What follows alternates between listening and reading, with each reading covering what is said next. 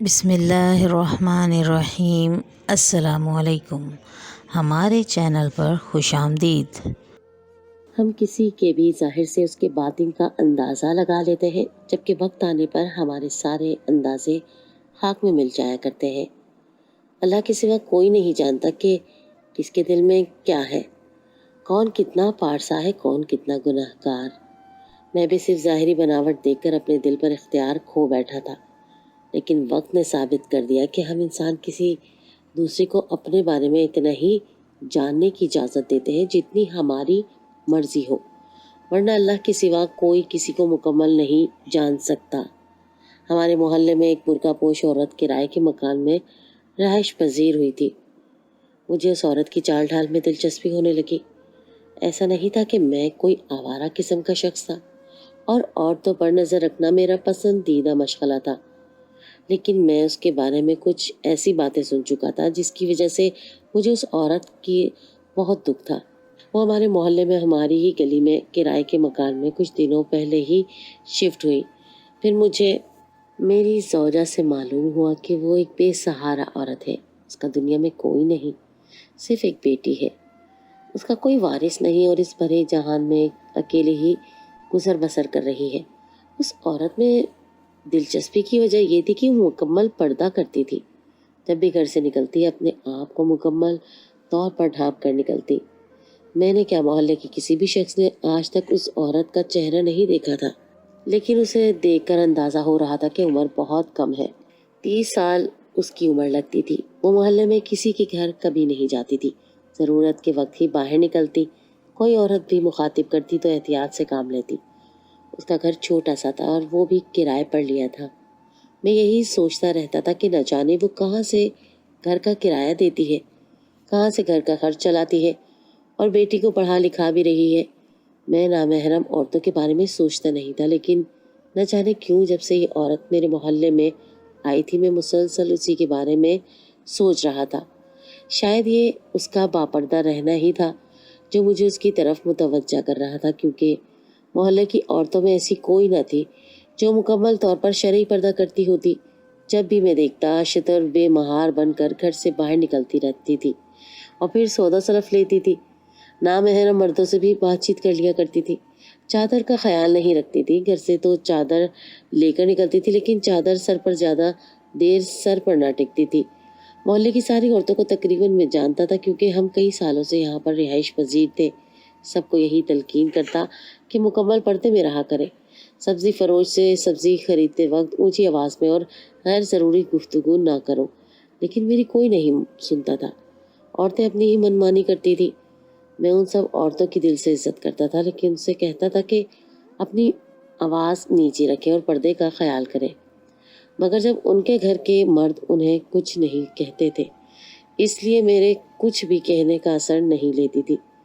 ان سب عورتوں کے مقابلے میں جب میں نے محلے میں آنے والی اس گہرے پردے خاتون کو دیکھا تو میرے دل میں اس کے لیے عزت بہت بڑھ گئی تھی، اور نہ چاہتے ہوئے بھی میں اس کے متعلق سوچنے لگا تھا۔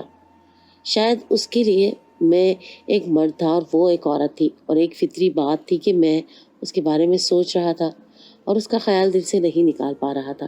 وہ برقع اوڑھ کر گھر سے باہر نکلتی اور بیٹی کو اسکول تک چھوڑ کر آتی اور پھر نظریں نیچی کرتی ہوئی واپس بھی آ جاتی تھی۔ سارے راستے میں وہ رکتی بھی نہیں تھی، کسی سے بات بھی نہیں کرتی تھی، اور محلے کی کوئی عورت اگر اسے روک کر بات کرنا چاہے تو وہ آگے بڑھ جاتی تھی اور کہتی تھی کہ میں یہاں زیادہ دیر رکنا مناسب خیال نہیں کرتی۔ اس کی ان تمام عادات و اطوار کی وجہ سے میں دل سے اس کی عزت کرنے لگا تھا اور ہر وقت اس عورت کے بارے میں سوچتا تھا۔ مجھے لگا شاید وہ ایک بیوہ عورت ہے یا پھر طلاق یافتہ ہے، کیونکہ اس کے گھر میں کوئی مرد نہیں تھا۔ لیکن جس طرح سے اس نے اپنی عزت کو سنبھال کے رکھا ہوا تھا، میں تو بس دیکھ کر حیران تھا کہ آج کے دور میں بھی کوئی اتنا خود کو سنبھال کر رکھتا ہوگا جتنا اس عورت نے اپنے آپ کو سنبھال کر رکھا ہوا تھا۔ میری شادی ہو چکی تھی، میری بیوی تھی اور ایک بڑی بیٹی، 2 چھوٹے بچے بھی تھے۔ میری عمر بھی زیادہ نہیں تھی، 35 سال تھی، اور میں ایک مدرسہ چلا رہا تھا اور دعوت الہی کا کام کر رہا تھا۔ میں روایتی مولویوں جیسا نہ تھا، بس آرام سے مدرسہ چلا رہا تھا اور کسی کے معاملے میں دخل اندازی نہیں کرتا تھا۔ بس میری ایک ہی کمزوری تھی کہ باپردہ عورتیں مجھے بہت اچھی لگتی تھی اور میں ہر عورت کو اللہ کے اس حکم پہ عمل کرتے دیکھنا چاہتا تھا، لیکن محلے میں آنے والی یہ نئی عورت تو میرے دل میں گھر کر گئی تھی۔ میں سوچوں میں بہت آگے نکلتا جا رہا تھا، پھر اچانک ایک دن مجھے خیال آیا کہ وہ بیوہ یا بے سہارا عورت ہے تو کیوں نہ میں اسے سہارا دے دوں اور اس سے نکاح کر لوں، کیونکہ وہ مجھے بہت اچھی لگی تھی۔ مجھے ایک دیندار عورت کو اپنے گھر لانے کی خواہش پیدا ہوئی، کیونکہ اس کے برعکس میری بیوی بہت منہ پھٹتی اور پردے کا کوئی خاص خیال نہیں رکھتی تھی۔ میری بیوی مجھے بے حد عزیز تھی۔ میں اس سے بولتا تھا کہ اونچا مت بولو، زیادہ زور سے نہ ہنسو، تمہارے ہنسنے کی آواز گلی میں جاتی ہے، مجھے اچھا نہیں لگتا، لیکن اسے کوئی فرق نہیں پڑتا تھا۔ وہ بچوں پر چیختی چلاتی تھی اور میں پریشان ہوتا تھا کہ گھر سے باہر میری بیوی کی آواز جاتی ہے، لیکن کیونکہ میں بیوی سے بہت محبت کرتا تھا اس لیے زیادہ اس کو کچھ کہتا نہیں تھا۔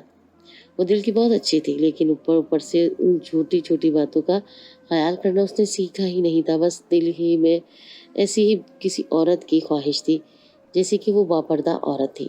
میرے محلے کی یہ کہنا غلط نہ ہوگا کہ وہ میری آئیڈیل عورت تھی۔ اب میں سنجیدگی سے اس سے نکاح کے بارے میں سوچنے لگا تھا، لیکن بیوی کے رد عمل سے ڈر رہا تھا۔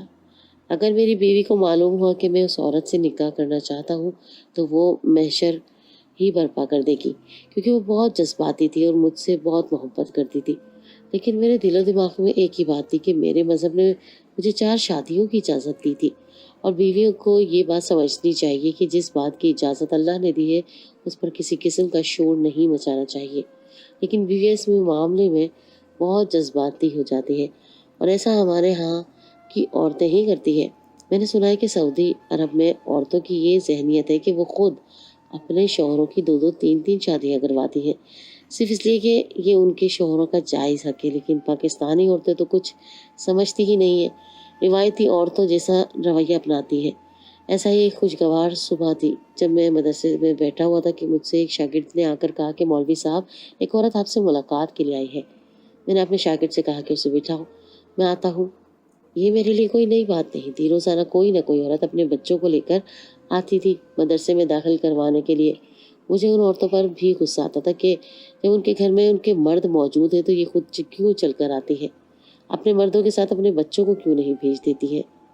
آج بھی مجھے اس عورت پر اسی طرح سے غصہ آ رہا تھا، لیکن خیر میں اٹھا اور اپنا کام آدھے میں چھوڑ کر مدرسے سے باہر نکلا جہاں پر وہ عورت کھڑی تھی، اور اسے دیکھ کر میں ایک پل کو ٹھٹک گیا، کیونکہ وہ وہی محلے والی نئی عورت تھی جس کے متعلق میں دن رات سوچتا رہتا تھا اور اپنے خیالوں تک نکاح تک جا پہنچا تھا۔ میں نے اس کی بیٹی کو پہچان لیا تھا، لیکن بیٹی ساتھ نہ ہوتی تب بھی میں اسے پہچان لیتا، بے شک وہ برقعے میں ہوتی، لیکن اس کے باوجود اس کو پہچاننے میں غلطی نہیں کر سکتا تھا، کیونکہ جتنا میں اس کے متعلق سوچتا تھا وہ کبھی میرے دل سے رخصت ہی نہیں ہو سکی تھی۔ اس نے اپنی بیٹی کا ہاتھ پکڑا ہوا تھا، اس کی نگاہیں جھکی ہوئی تھی، نہ چاہتے ہوئے بھی میں نے اس کی آنکھوں کو دیکھ رہا تھا، اس کی جھکی ہوئی پلکوں کو دیکھ رہا تھا، اور مجھے اس کی جھکی ہوئی پلکوں سے ہی اس کی خوبصورتی کا اندازہ ہو گیا تھا۔ اس نے مجھ سے کوئی بات نہیں کی، یہاں تک کہ سلام تک نہیں کیا، اور بولی کہ مولوی صاحب، میں اپنی بیٹی کو دنیاوی تعلیم کے ساتھ ساتھ دینی تعلیم بھی دلوانا چاہتی ہوں، اسے مدرسے میں داخل کروانا چاہتی ہوں۔ اس معاملے میں مجھے کسی پر بھروسہ نہیں ہے، لیکن آپ کی بہت تعریف سنی ہے، اس لیے میں خود مزید معلومات لینے آ گئی آپ کے پاس کہ میری بیٹی کو بھی دینی تعلیم کی ضرورت ہے، ورنہ آج کل کا تو ماحول ہے کہ مولویوں کے بھیس میں بھی بھیڑیے بیٹھے ہوئے ہیں۔ اصلی مولوی اور بھیڑیوں میں پہچان کرنا بہت مشکل ہے، لیکن سارا محلہ آپ کی شرافت اور سادگی کی داد دیتا ہے، اس لیے ہی میں نے حامی بھری ہے، ورنہ میں اپنی بیٹی کو اسکول بھی بہت احتیاط سے بھیجتی ہوں۔ 4 بار میں نے اس کی آواز سنی تھی، اتنی شائستہ گفتگو تھی، اتنے اچھے الفاظ میں وہ اپنا مدعا بیان کر رہی تھی۔ اس نے اپنی بات مکمل کی اور بیٹی کا ہاتھ میرے ہاتھ میں دینے کے بعد وہاں سے چلے گئی، اور میرے جواب تک اس نے انتظار نہیں کیا۔ یہ دیکھ کر میں مزید خوش ہو گیا کہ وہ نامحرم مردوں سے زیادہ بات چیت کی قائل نہیں ہے۔ بس میں نے اسی وقت فیصلہ کر لیا تھا کہ کچھ بھی ہو میں اس عورت کو نکاح کا پیغام جلد از جلد بھجوا دوں گا اور اپنی بیوی کو بھی راضی کر لوں گا، اور اگر میری بیوی راضی بھی نہ ہوئی تو تب بھی میں اس عورت کو اپنی زندگی میں ضرور شامل کروں گا۔ میں بھی شاید معاشرے کے روایتی مردوں کی طرح ہی سوچ رہا تھا ایسا پہلی بار ہوا تھا کہ میں نے اپنی بیوی کے جذبات کا خیال نہ رکھتے ہوئے کوئی فیصلہ کیا تھا، ورنہ میں ہر بات میں اس کا خیال رکھتا تھا۔ چھوٹی سے چھوٹی بات بھی سوچ سمجھ کے کرتا تھا کہ کہیں میری بیوی کو دکھ نہ ہو۔ بس میرے حواسوں پر وہ عورت چھائی ہوئی تھی اور مجھے اس کے علاوہ کچھ نظر نہیں آ رہا تھا، اور مجھے اس سے نکاح کرنا تھا۔ یہ میرا آخری فیصلہ تھا۔ میں خود ہی اس کی بچی کو لینے جاتا تھا اور پھر واپس بھی خود ہی پہنچا دیتا تھا۔ اس نے مجھ سے کہا کہ وہ خود لے کر آئے گی مدرسے بچی کو، لیکن میں نے کہا کہ اس کی ضرورت نہیں ہے، آپ گھر سے باہر نہ نکلیں۔ مجھے اندازہ ہے کہ آپ کس قدر مجبوری میں نکلتی ہیں۔ میری بات سن کر اس نے کوئی جواب نہیں دیا۔ میں نے سرسری سا دوبارہ پوچھ لیا۔ اب میں روزانہ اس کی بچی کو وقت پر لینے جاتا تھا اور پھر اس کو واپس گھر بھی پہنچا دیتا تھا۔ میں موقع کی تلاش میں تھا کہ اس عورت سے نکاح کی بات کروں۔ مجھے نہیں معلوم تھا کہ اس کی بچی کو گھر پہنچاتے ہوئے محلے میں میری اس حرکت پر کافی ساری چیمگوئیاں ہونے لگی تھی۔ میں گھر گیا تو وہ ناراض بیٹھی تھی۔ مجھ سے کہہ رہی تھی کہ کیا ہو گیا ہے کہ آپ آج کل خلق خدا کی اتنی خدمت پر مامور ہے۔ میں اس کا طنز سمجھ گیا تھا کہ وہ کس کی بات کر رہی ہے، لیکن میں نے اسے کوئی جواب نہیں دیا۔ اس کے بعد میرے گھر کا ماحول میں تناؤ پیدا ہو گیا تھا۔ مجھے بات بات پر چڑچڑا پن ہو رہا تھا۔ میری بیوی ناراض تھی، مجھ سے بات نہیں کر رہی تھی، کر بھی رہی تھی تو لڑائی کر رہی تھی۔ بچے، گھر کا ماحول، سب کچھ تہس نہس ہو کر رہ گیا تھا۔ ایسا پہلی بار ہوا تھا کہ میں اپنی بیوی کے خلاف جا کر یہ فیصلہ کر چکا تھا۔ مجھے بس اس عورت سے نکاح کرنا تھا۔ شاید ہمارے معاشرے کے مرد کا یہی المیہ ہے کہ جب ان کے سر پر دوسری شادی کا بھوت سوار ہو جائے تو پھر انہیں کسی اور کی جذبات کا کوئی احساس نہیں رہتا ہے۔ وہ بیوی جو اتنے سالوں سے خدمتیں کرتی ہے، اس کے گھر کا خیال کرتے ہے، اس کے بچے سنبھالتی ہے، اچانک سے وہی بیوی بری لگنے شروع ہو جاتی ہے۔ اس کی کوئی قربانی یاد نہیں آتی ہے اور بس چڑچڑا پن ہو جاتا ہے کہ دوسری شادی حق ہے اور میری بیوی مجھے کرنے نہیں دے رہی۔ میں اپنے آپ کو بہت مذہبی سمجھتا تھا، لیکن اس معاملے میں بھی ایک روایتی معاشرے کا مرد بن کے رہ گیا۔ دوسری شادی کرنا بری بات نہیں، لیکن پہلی بیوی کے ساتھ لڑائی جھگڑا کرنا، اس کی قربانیوں کو یاد نہ کرنا، بات بات پر اس کی تذلیل کرنا، اسے طلاق تک دے سکتے گھر پہ رہتے ہوئے محسوس میں یہی سب کر رہا تھا، اور مجھے اپنے مذہب میں اس رویے کی اجازت بالکل بھی نہیں تھی۔ ایک فطری سی بات تھی کہ اگر میری بیوی کو معلوم ہو جائے کہ میں ایک عورت کے گھر سے اس کی بچی کو پہنچانے کے لیے جاتا ہوں تو ظاہر سی بات ہے وہ ناراض تو ہنگامہ کھڑا کر دیتی۔ تب میری بیوی کو بھی نہیں معلوم تھا کہ میں دل میں کسی نیت لیے بیٹھا ہوں۔ خیر، میں موقع کی تلاش میں تھا اور مجھے موقع مل گیا، اور ایک دن جب میں اس عورت کی بچی کو گھر چھوڑنے گیا تو دروازے پر ہی میں نے اس کو نکاح کا پیغام دے دیا۔ میں نے ہمیشہ سے اس کی نگاہوں کو جھکا ہوا پایا تھا، لیکن یہ پہلی مرتبہ تھا کہ نکاح کا پیغام سن کر اچانک سے اس نے چونک کر میری آنکھوں میں دیکھا، اور مجھے محسوس ہو رہا تھا کہ وہ بہت گھبرا گئی ہے، اور وہ جلدی سے بچی کو لے کر گھر کے اندر چلی گئی اور مجھے کوئی جواب نہیں دیا، اور اس کے اس رویے نے مجھے پریشان کر دیا تھا۔ مجھے لگ رہا تھا کہ میں اس کی نظروں میں گر گیا ہوں۔ یہ بات کہہ کر حالانکہ میں نے کوئی غلط بات نہیں کی ہی تھی، لیکن پھر بھی مجھے لگ رہا تھا کہ میں نے اس کی نظروں میں اپنا مقام کھو دیا ہے۔ میں کافی دنوں تک پریشان رہا، اس کے جواب کا منتظر رہا، لیکن اس کی طرف سے کوئی جواب نہیں آیا تھا۔ پھر میں نے اپنے قریبی دوست سے اس بات کا ذکر کیا تو اس نے مجھ سے کہا کہ تم پاگل ہو، تم اس عورت سے شادی کرنا چاہتے ہو، تم نہیں جانتے اس کا کیا ماضی ہے، تمہاری اپنی بیوی اتنی نیک اور شریف ہے، اور تمہیں کیا ضرورت ہے باہر سے تلاش کر لو۔ اپنی دوست کی بات سن کر تو ساتوں آسمان جیسے میرے سر پر گرے تھے۔ میرا دوست کیا بول رہا تھا مجھے کچھ سمجھ نہیں آ رہا تھا۔ وہ تو بہت اچھی عورت تھی، میرا دوست اس کے بارے میں اتنی غلط باتیں کیوں کر رہا تھا؟ مجھے یہ سب سن کر تکلیف ہوئی تھی۔ پھر میرے دوست نے بتایا کہ وہ ایک طوائف ہے اور اب اپنا پرانا محلہ چھوڑ کر یہاں پر آ کر رہ رہی ہے۔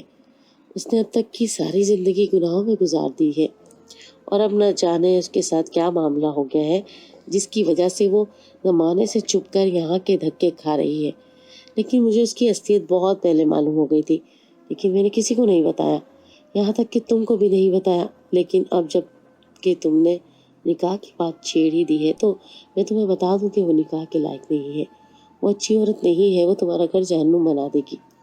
میں نے فوراً سے دوست کی بات پر یقین نہیں کیا تھا، میں اس کی تصدیق چاہتا تھا، اور جب میں نے اس کی تصدیق کی تو واقعی میرے دوست کی بات سچ ثابت ہوئی، کیونکہ میں واقعی ایک طوائف تھی جو یہاں پر چوری چھپے رہ رہی تھی، کسی کو بھی اس کی حقیقت نہیں معلوم تھی۔ تب مجھے اندازہ ہوا کہ وہ کیوں لوگوں سے اتنا میل جول نہیں رکھتی تھی، کیوں ہر وقت نظریں نیچی کر کے گلی سے گزر جاتی ہے، کیوں وہ اتنا زیادہ پردے کا خیال رکھتی ہے۔ وہ پردے کا خیال اس لیے نہیں رکھتی تھی کہ وہ یہ پردہ اس پر فرض تھا، وہ پردہ صرف اس لیے کرتی تھی کہ دنیا اس کی حقیقت نہ جان لے۔ وہ اپنے اندر کی سیاہی چھپانے کے لیے برقع پہنتی تھی۔ اس عورت کی حقیقت کھل جانے پر مجھے بہت افسوس ہوا، اپنے آپ پر غصہ آ رہا تھا کہ اس کی وجہ سے میں نے اپنے گھر کا ماحول ہی خراب کر دیا۔ میری بیوی مجھ سے ناراض تھی، بچے میری توجہ نہ پا کر پریشان تھے۔ میرا دل کر رہا تھا کہ میں اس عورت کی بیٹی کو مدرسے سے نکال دوں، لیکن مدرسہ انسان کو سدھارنے کا کام کرتا تھا۔ میں نے سوچا کہ اس بیٹی کی ماں تو بہت ہی بری عورت نکلی، اگر میں نے بیٹی کو مدرسے سے نکال دیا تو یہ بچی بھی غلط راہ پر چل پڑے گی۔ اس لیے میں نے سوچا کہ میں اس بچی کو نہیں نکالوں گا تاکہ اس کو دین کی تعلیم ملے اور یہ ایک پاک زندگی گزار سکے، لیکن میرا اس کی ماں سے دل بیزار ہو گیا تھا۔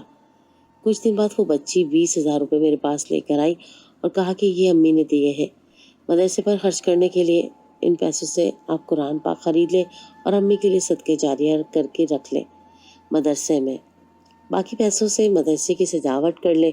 وہ پیسے دیکھ کر میں طیش میں آ گیا، مجھے بہت غصہ آ گیا کہ اس عورت کی ہمت کیسے ہوئی کہ اپنے حرام کے پیسوں کو حلال چیز کے لیے بھیجے۔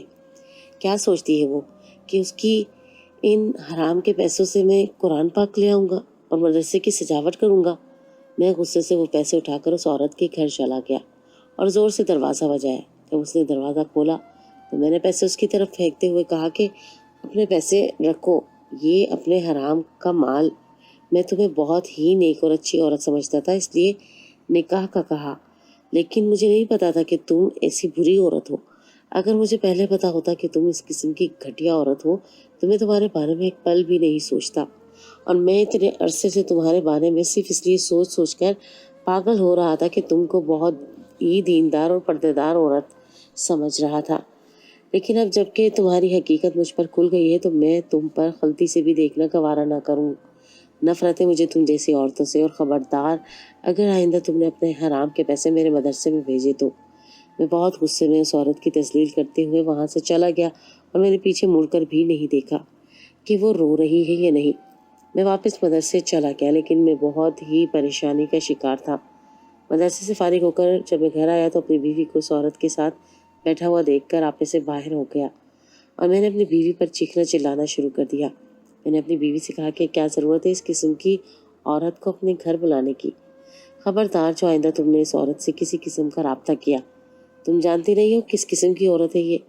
میں نے مہمان داری کا لحاظ بھی نہیں کیا اور اس کے منہ پر ہی بہت ساری اس عورت کو سنا دی، یہ سوچے بغیر کہ اس وقت وہ میرے گھر میں مہمان کی حیثیت سے بیٹھی ہوئی تھی۔